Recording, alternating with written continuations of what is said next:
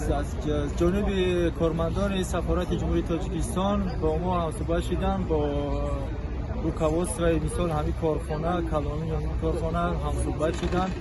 مثال در عموم 200 نفر جبر دیده، از 200 نفر جبر دیده 17 نفرشون پاسپورتاشون از دست دادن. با همین کلانی کارخانه صحبت کردن، یک جایگی با همراهی همکاران سفارت گفتن یک این چیزی باشد که مثال درباره کمپنساسیون سومی بچه ها مثال این را گپ زدیم، ایشون میبینن.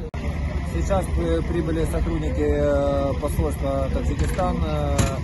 Мы совместно с ними организовываем работу по оказанию помощи пострадавшим гражданам Таджикистана. В результате происшествия пострадавших нет, пострадали только документы и личные вещи.